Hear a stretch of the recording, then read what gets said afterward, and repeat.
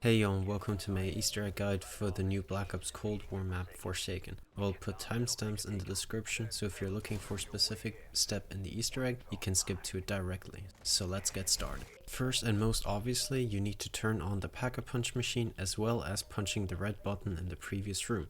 Next, you should start working on obtaining the crystal axe in some way. If you want to know all the ways of obtaining it, I have done a video on that, so go there and come back afterwards. After turning on the Pack-a-Punch machine, you need to obtain 3 parts to build the neutralizer. You can collect these parts in any order you want. The first part can be found in the area behind the Burger Town where you repaired the teleporter. Walk up to one of the 4 silos and interact with it. This will activate a lockdown and you will need to kill zombies and survive until it's over. I believe you actually have to kill a certain number of zombies before the time is up, similar to the Der Eisendrache arcade machine. So make sure that you're well prepared with weapons, perks and armor. If you're not prepared, this might be a little challenging. For the second part, you will need to activate the Grand Prix machine in the arcade. You will need dead wire to activate the machine. Shoot a zombie next to the machine and this should turn it on, and you can now spawn in an RCXD for 2000 points. Drive into the video store and the pulses emitted by the RCXD should loosen this grate for you to drive through. Now you will need to jump up and explode next to the shelf, which will allow you to pick up the second part of the neutralizer right here.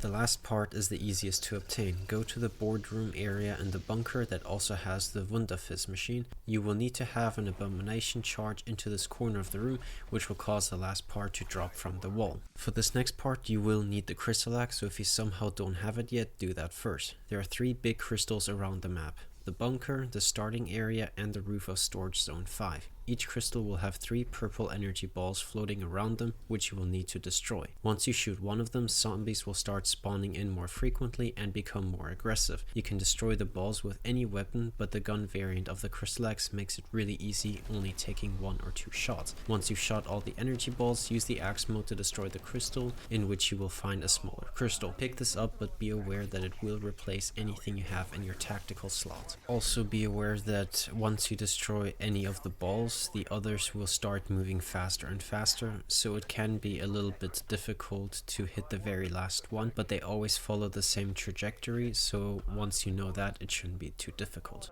Upon destroying any of the crystals, an abomination will spawn in and you will need to throw the crystal into its mouth when it's open. If you've done this correctly, the torso at the end of its tail will start glowing orange. You can now kill the abomination, which will drop a smaller crystal. Do this for the other 2 crystals and it shouldn't be too difficult. If you accidentally kill the abomination, you will need to wait for another to spawn in. I believe the tactical crystal either respawns immediately or after 1 turn. Keep in mind that you can collect these crystals at the same time as you collect the neutralizer parts, so if you manage to get the crystal axe early, you can and should take full advantage of that. This is especially useful for the part that requires an abomination, because as I've already said, destroying the crystal spawns in an abomination, so you could use that. Once you've collected all 3 crystals, come to this working bench on Main Street and construct the neutralizer. Once you've built it, interact with it again to put in the fuel and it will start moving towards the boss arena. But be aware that you will not be able to go back once you start this process, so make sure you're well prepared.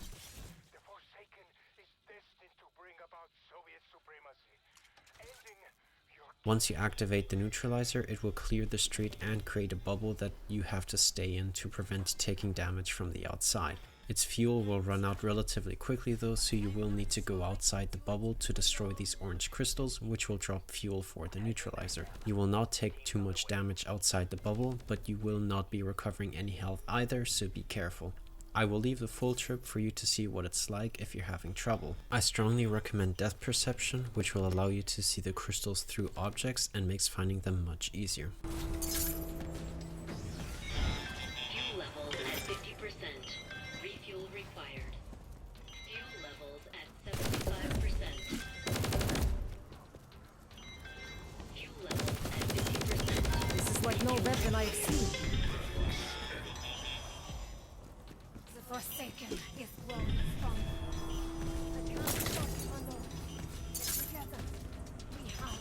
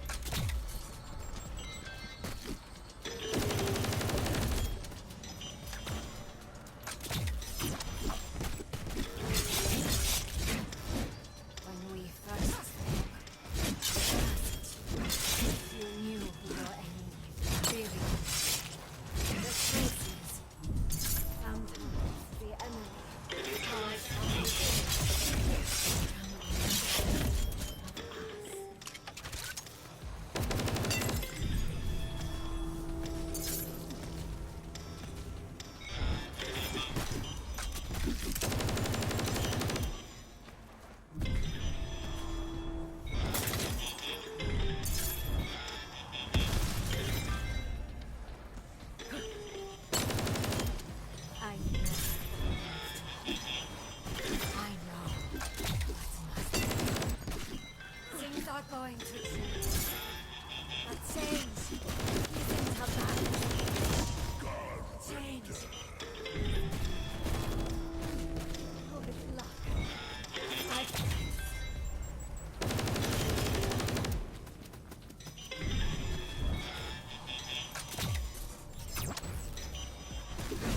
Once the neutralizer reaches the end, it will spawn in a crafting station, armor station, pack-a-punch and Wonderfist machine. You won't gain any points during the neutralizer's trip, so I don't really get the point of this except for spending extra salvage to either upgrade armor, restore it, or upgrade the rarity of your weapons, as well as making any score streaks if you wish to do so.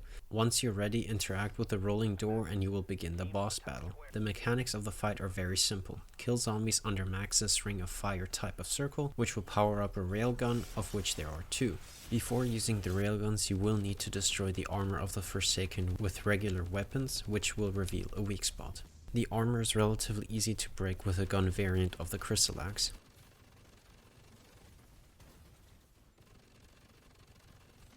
Once you've destroyed a piece of armor, use one of the 2 railguns to destroy the weak spot. You will need to keep the beam on the weak spot until it's fully destroyed. Repeat this process until the Forsaken is defeated. Be aware that once it reaches half health, it will change up its attack pattern slightly and include elemental attacks, which are still pretty easy to dodge.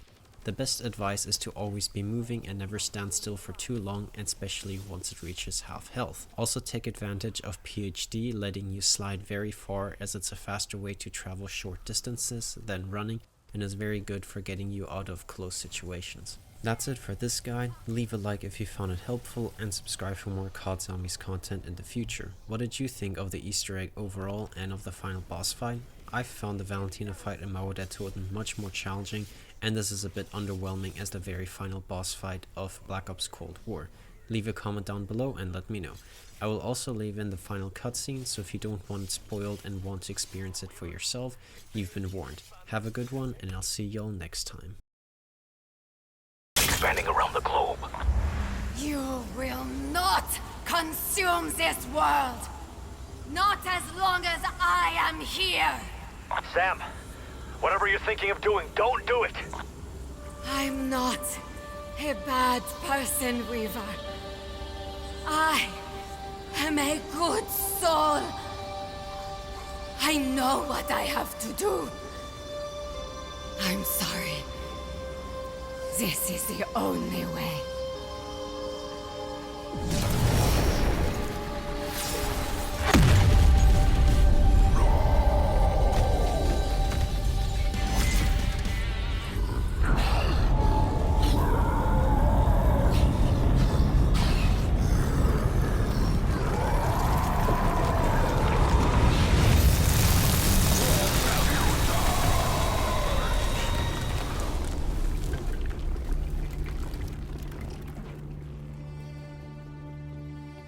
She's gone. Back into the dark ether. The Forsaken is secure. Dimensional breaches are closing around the world. It's over. It's done.